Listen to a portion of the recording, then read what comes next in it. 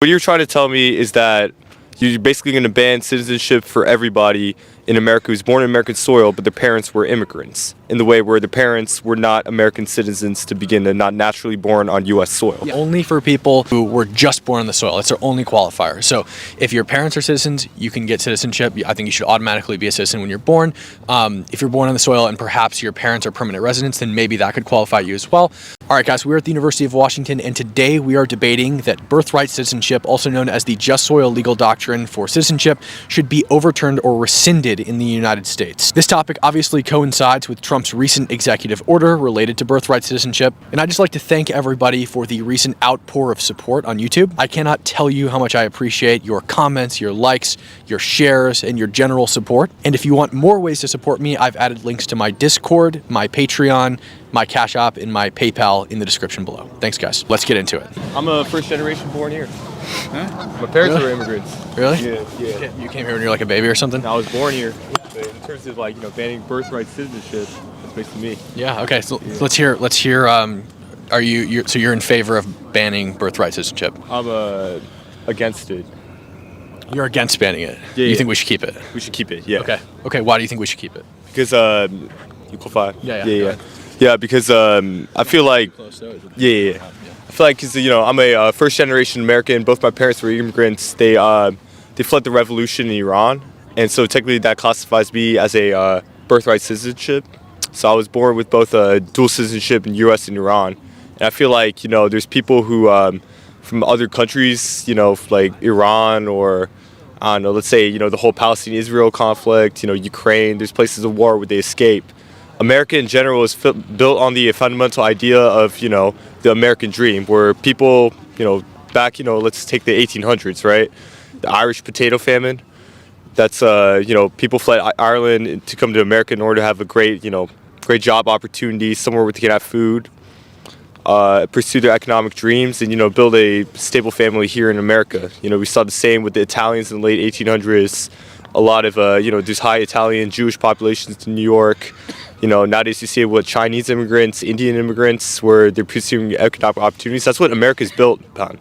So taking away birthright citizenship, it's basically jeopardizing the future of the workforce in America, for future economic opportunities.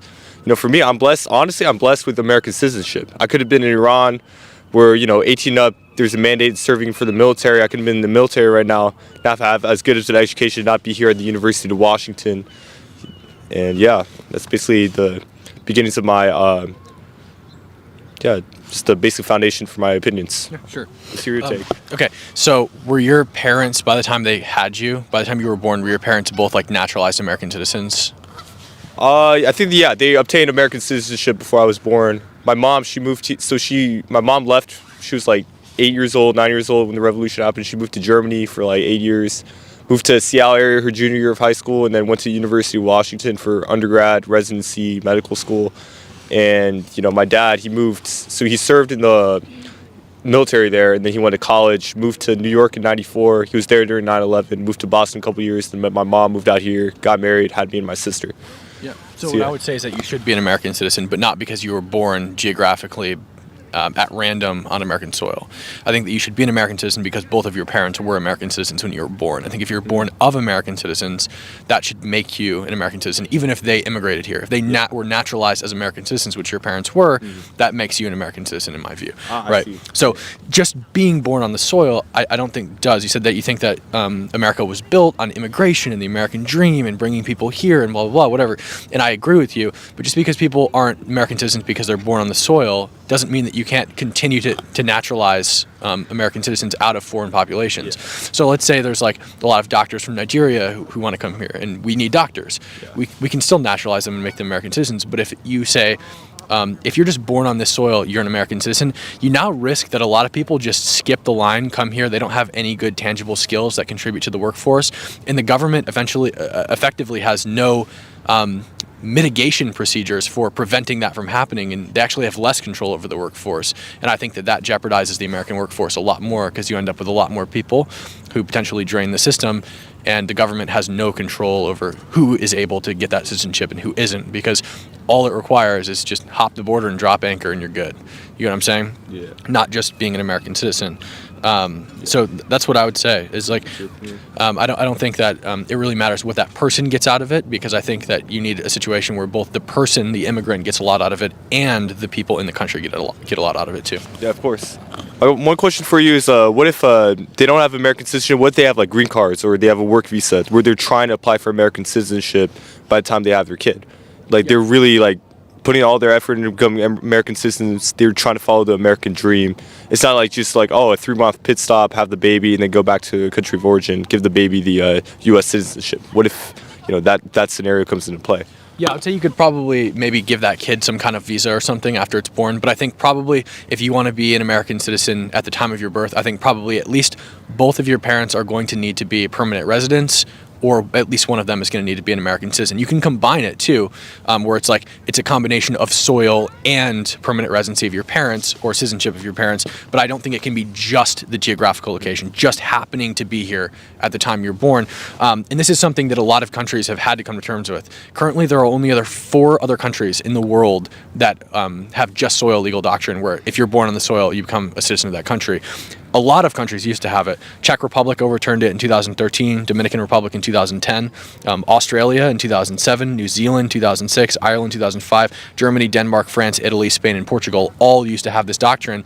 And because of birth tourism, they call it, where people just immigrate to the country to have a baby so that they can drop anchor and stay there forever, they had to overturn this because it's becoming a real problem. What you're trying to tell me is that you're basically going to ban citizenship for everybody in America who's born in American soil, but their parents were immigrants, in the way where the parents were not American citizens to begin, and not naturally born on U.S. soil. Yeah, only for people who were just born on the soil. It's their only qualifier. So if your parents are citizens, you can get citizenship. I think you should automatically be a citizen when you're born. If you're born on the soil and perhaps your parents are permanent residents, then maybe that could qualify you as well.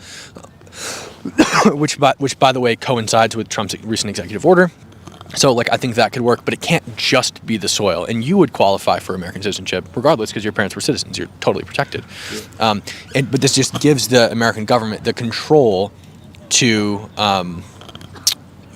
decide who comes here and who doesn't. Definitely. Because otherwise it's unmitigated and unfettered entrance to the country. Like what if the Taliban came here, or not the Taliban, what if Al Qaeda came here and they just had a bunch of babies here and built like a standing army in America?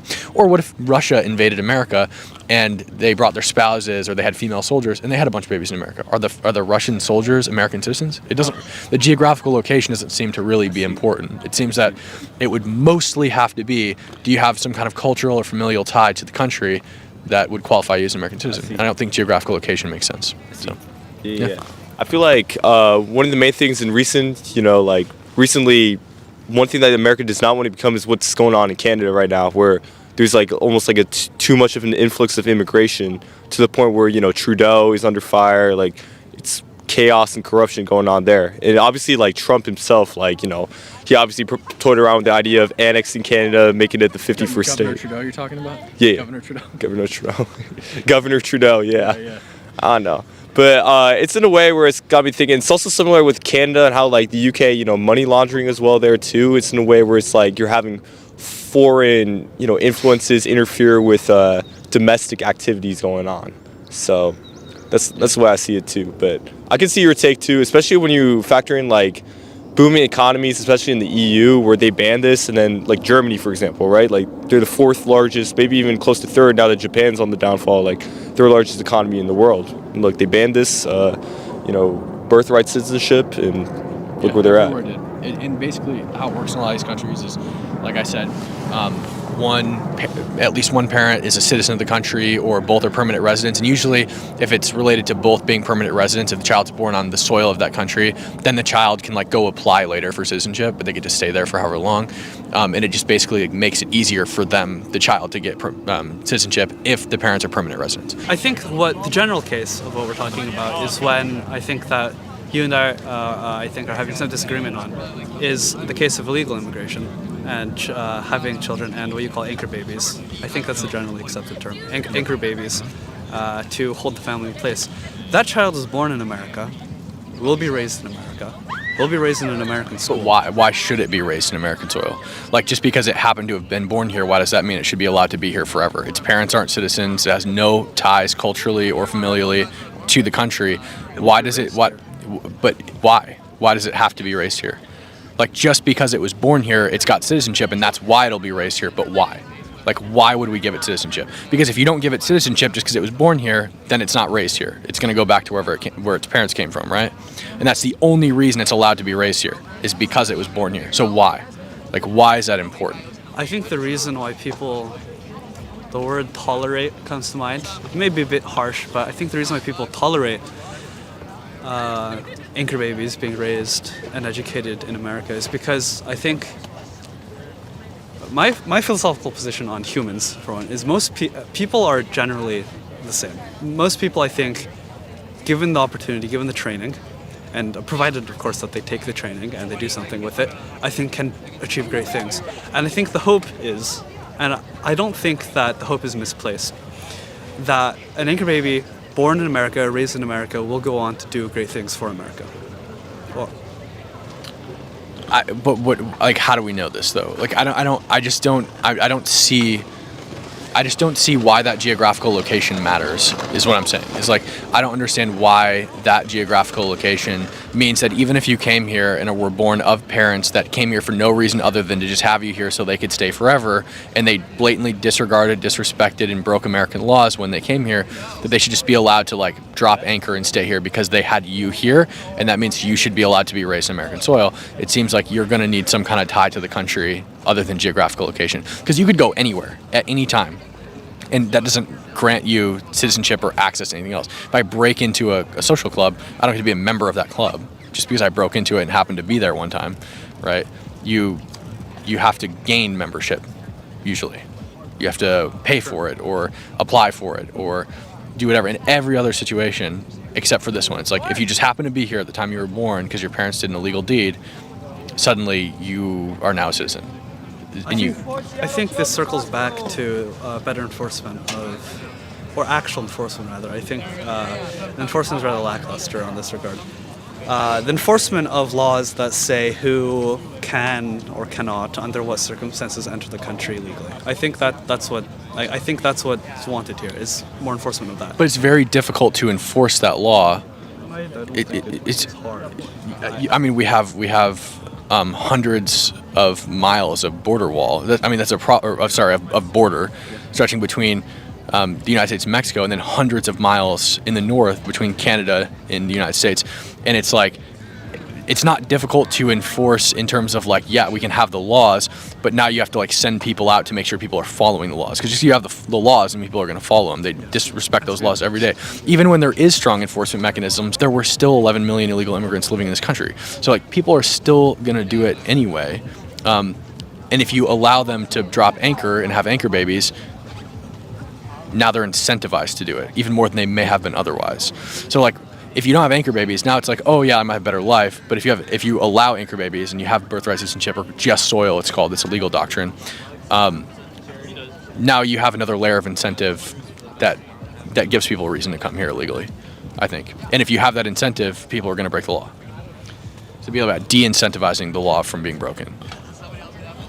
And the other thing too is like, when you have more lax border laws, like when Biden was president, for example, more people illegally immigrate because there's that incentive there. They have an incentive structure. I'm going to be less likely to get caught, or if I do get caught, I'm going to be released. And now that Trump is president, you're probably going to see a lot less people immigrate because they know that it was one of his main policy platforms that he's going to crack down on the border.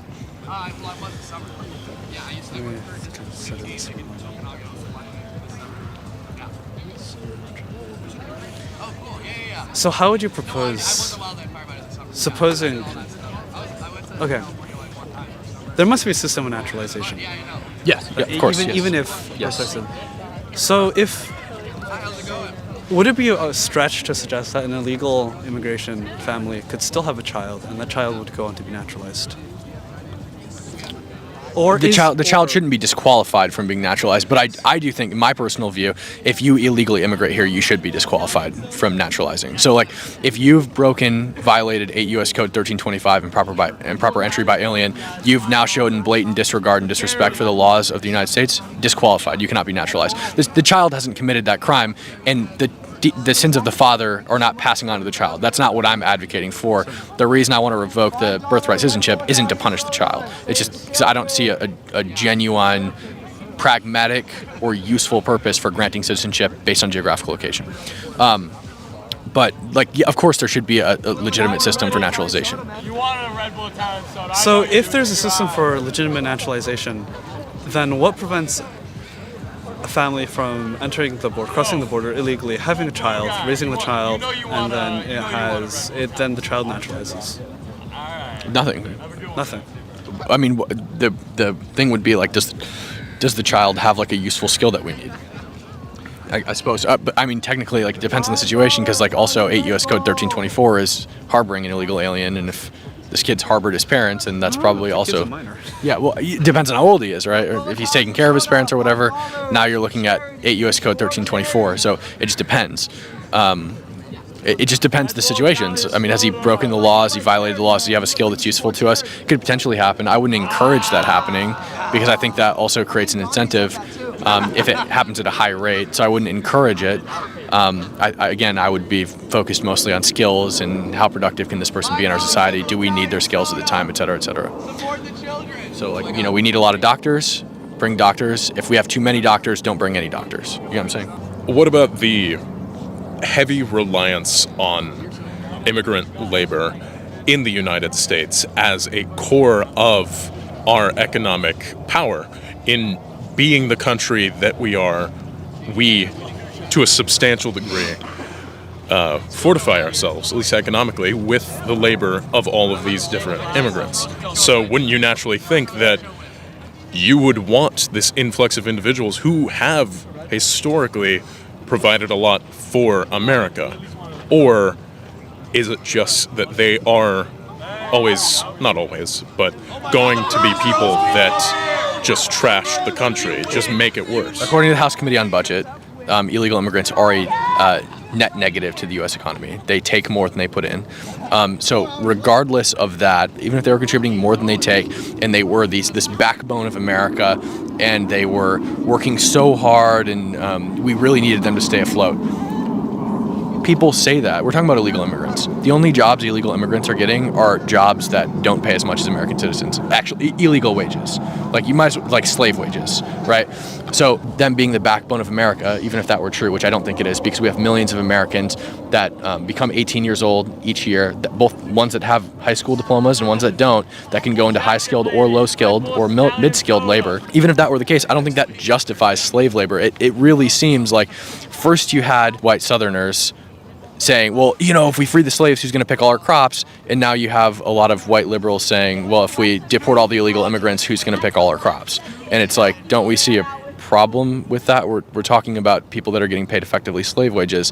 What a lot of people don't realize either is when I was at the border, I talked to law enforcement, and what they told me is effectively all illegal immigration runs through the cartels.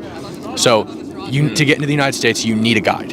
You need to know somebody who's going to both help you evade law enforcement, and somebody's going to help you traverse the desert, especially during the summer. Because if you don't have somebody who can help you with that, you're just going to die of exposure, or you're going to get caught. So they need somebody to guide them, and that costs money. And a lot of times they don't have money. And so what the cartel says is, all right, look, we understand you don't have money, it's fine, whatever. We'll get you in, but you're going to owe us. So then they go work jobs in America for slave wages, and what they do make goes to the cartel. They get just enough to keep themselves alive, and then everything else goes straight to the cartel. And it just keeps feeding that machine. And they're slaves. And if they don't pay the cartel, they kill their families in Mexico, or they kill them in America. And it happens every day.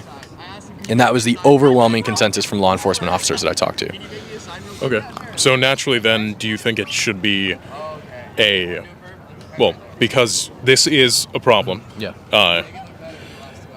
Do you think it is something that America should focus on and try and fix to make sure that we don't have these almost slaves in our country anymore? Yeah, I feel like that should be prioritized over just sweeping the problem away. Yeah. Well, I think you have to resolve both issues in order for this to happen. I think probably the more pressing issue is the illegal immigration and the allowance of the illegal immigration in the first place, because like I said, it just feeds the cartels, and that's where you get the slaves.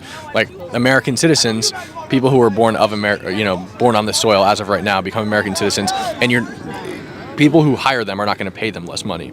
The only reason you would hire an illegal immigrant is because you can pay them less money than an American citizen. They're under the table, right? What about to give them an opportunity? I don't think anyone hires them for that reason. You don't think anyone has that I don't- sense of moral pride No. or dignity?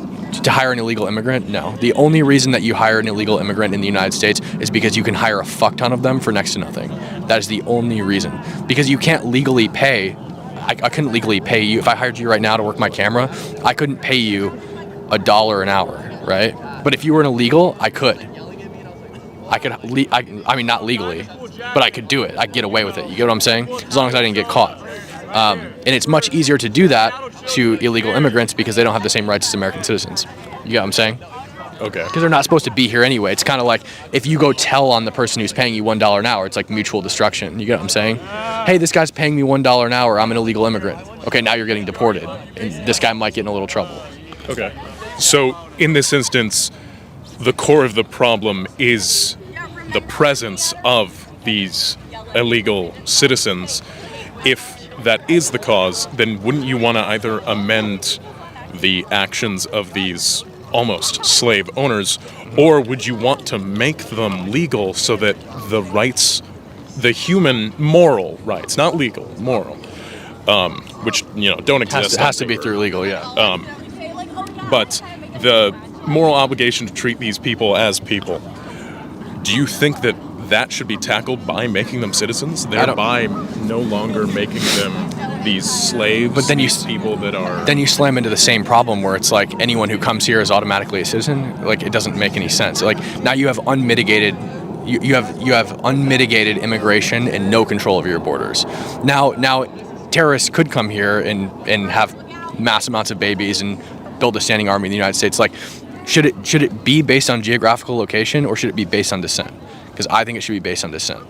Okay. So, from what I can tell, a lot of your issues, the negatives with this, is perpetuated by this fear of foreign bodies using this, or terrorists, the continued. No, it's just a terrorists. logical issue with it. Like the possibility for destruction or problems to arise is massively exacerbated by the allowance of just soil laws. Whereas if you make it through descent, you're probably going to you could potentially still have some issues, but it's going to be far less likely than if you just have unmitigated control. Like, you also run into an issue where you could have like an infinite citizenship glitch, where now theoretically, if all it takes is to be born on American soil, you could have a scenario where every person on the planet is an American citizen if their parents came here and had them. And now you have it's not going to happen, right? Very unlikely. Wouldn't America want that? Every person on the planet to be an American citizen, we don't have the resources to sustain that. Wouldn't you want a worldwide allegiance to a country that would want But that doesn't, citizenship doesn't equal allegiance. That's the crux of the problem, is like they could still be loyal to the country their parents came from. And not only that, even if they were all allegiant to, had allegiance to America, you still run into the problem if we don't have the resources for that.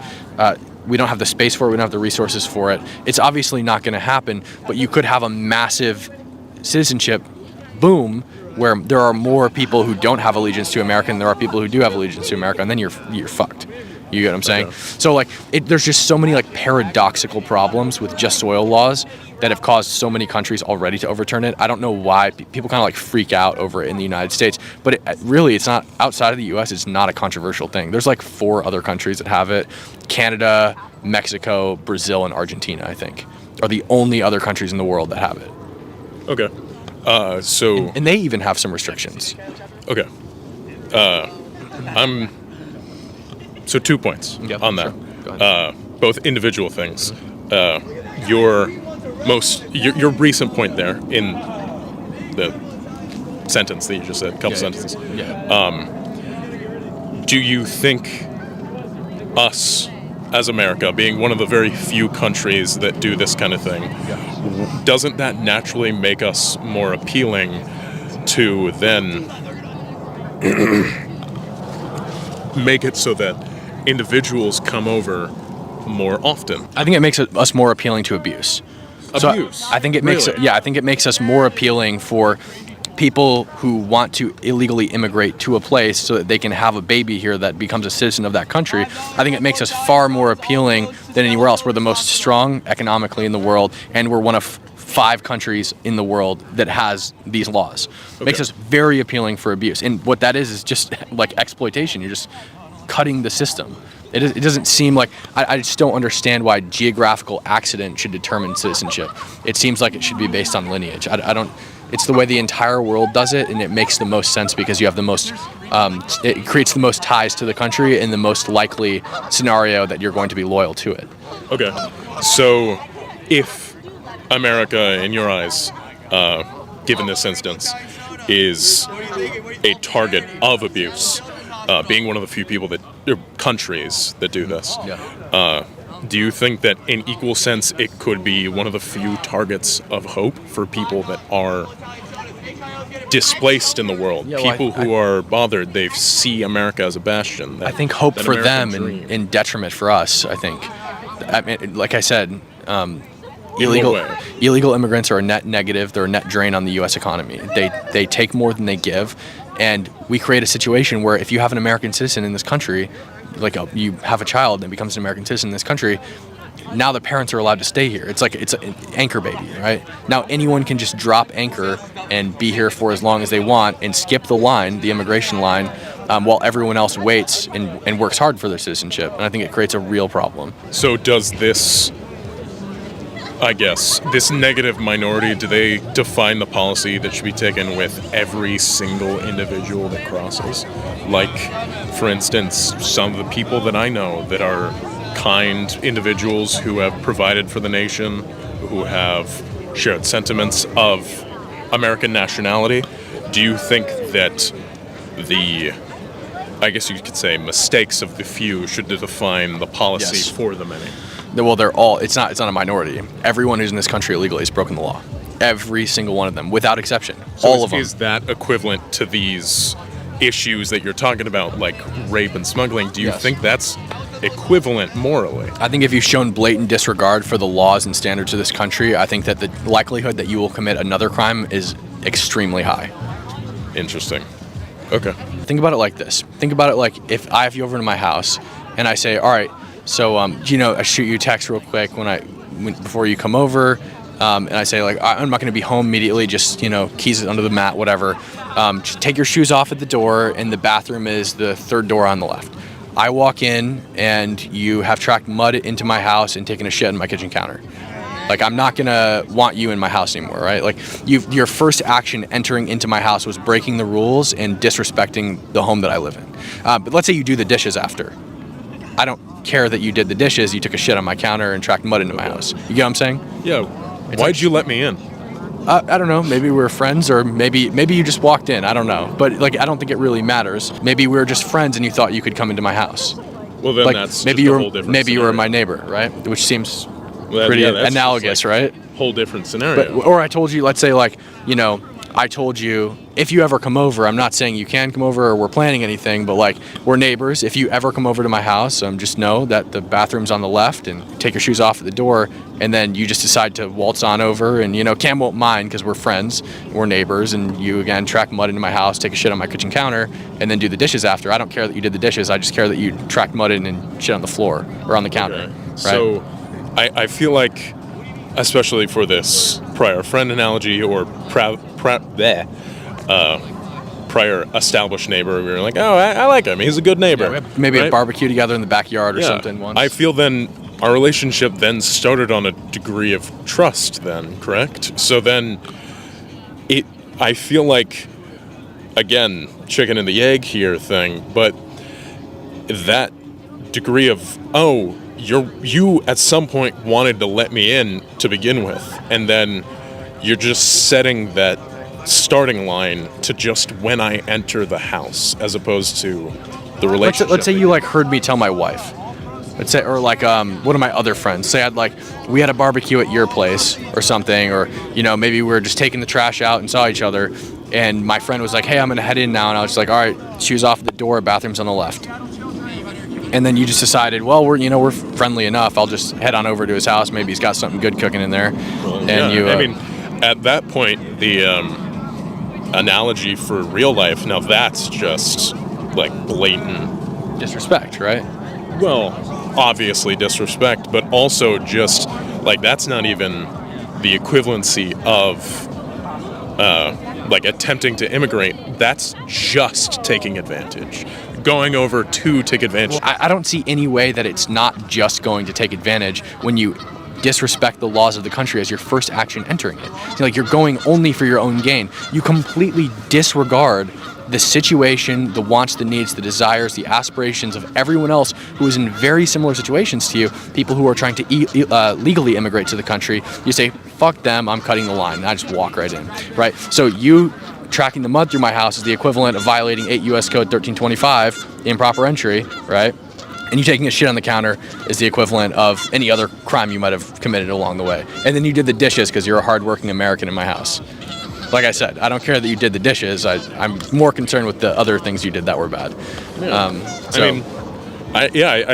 feel at that point then it's an issue of, why did they come over, right? You got to ask the eventual, like, why did this even start? Why did they feel the need to say, I can break into your house and take a shit on your floor or counter?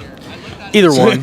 Okay. Doesn't really matter. All right. Because, I mean... Same effect. We're talking, am I taking a shit on Texas Let's say it's or the New counter. Mexico? But, all right, yeah. No, I take a shit on counter, whatever. That original issue of, why did I think I could come over, and what is it that is kind of building that issue, right? I feel like... Let's say you saw me put like the box for like a really nice apple pie in my garbage can the night before, and you're like, dude, I'm going to get me some of that apple pie. I know he's got. You smell it coming from the window. It's wafting into your window, and you're like, damn, I got to get me some of that good life. He's got the apple pie over there, so you run over and grab it. Yeah, I mean that's and help yourself to the kitchen counter on the way over. You know what I'm saying? Yeah, I feel like at that point it's just turning into a question of like robbery. Then I don't think it's even a matter of, it's your house, right? It's your stuff. It's just I saw a pie and I'm doing it. Yeah, isn't that what they see? Is a big old American pie? In America, my Miss American Pie sitting over the border to Texas, and they walk right over and say, I need to get me some of that good life, that American pie.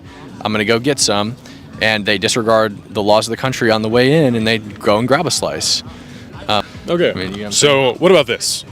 You are a parent, right? You have a kid. Yeah. You send him off to daycare or whatever. Yeah. I'm also a parent, and I have a kid, and I send mine over to daycare. Yeah. And our kids get along. They are just like, how about you come to my place, right? Let's hang out. And naturally, my kid thinks, okay, well then, I guess let's go over to his house, right? He could also go over to my place, but in this instance, going over to yours. Where then, obviously, I mean, you don't trust me to hang out in your house. It's our kids that have this relationship. It's this next generation of sorts. Where then my kid is allowed to stay at your house, and then as they play, you realize, this is a good kid, right? Like, he's not shitting on my counter. He's not eating my pie. And eventually, you're like, okay, I trust my kid with your kid. Your kid can come over and hang out with my kid. I feel like naturally that seems okay to allow this kid who has proven themselves separate to their parents to then venture into your house. But he can come visit every now and then, but I mean, he doesn't own the house just because he's been there a couple times. You get what I'm saying? Or, if your wife came over and had him on my living room floor, he's not like, you guys don't own the house now. You get what I'm saying? Yeah. Okay, what are your questions? My question is what is your proposed change in citizenship, and what would it look like if it's not birthright citizenship? Yeah, so I would say that I think at least one parent has to be a U.S. citizen, or both have to be permanent residents of the country.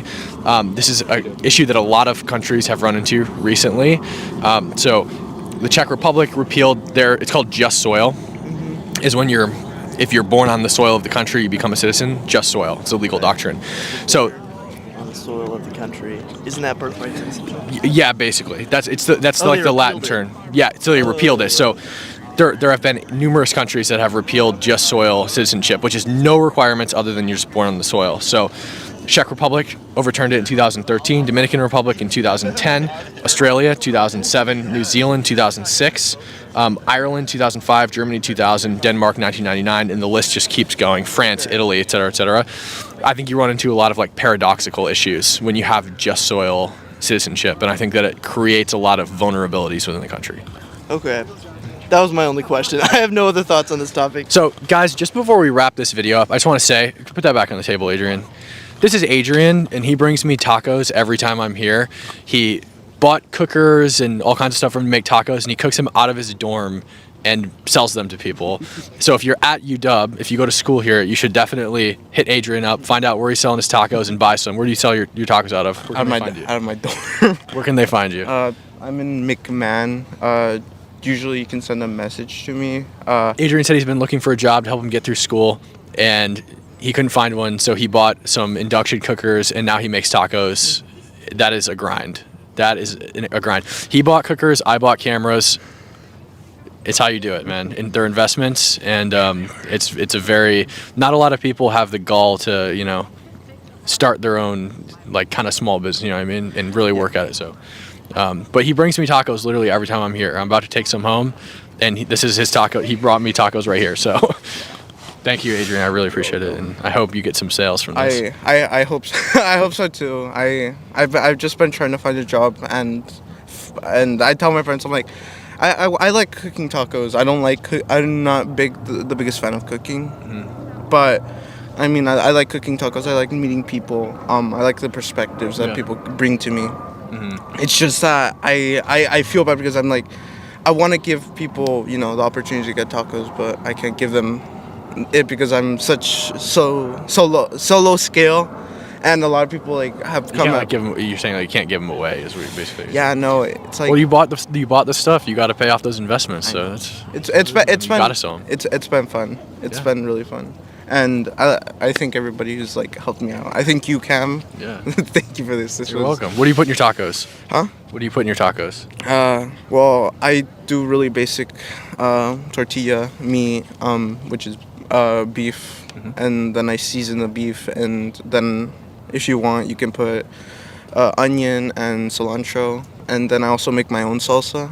Nice. I remember when people were like, "Oh, I'll just go get some salsa from like my room because I have some original." I'm like, "Oh wait, this isn't store bought. This is like, you know, I made it myself." And they're like, "You made it yourself?" Like, yeah, I make my everything. I'm really close to actually start making my own tortillas, so it's like once I start picking up steam, hopefully, I'll start making like, you know, tortillas and making them by hand, and I hope I can, you know. Perfect. Well, buy some tacos, guys. Seriously, if you go to UW, I know a lot of people from UW watch these videos, so buy some tacos from Adrian. You probably recognize him from some of my other videos, my older videos. Buy some tacos from Adrian. Thank you. Oh, yeah, man.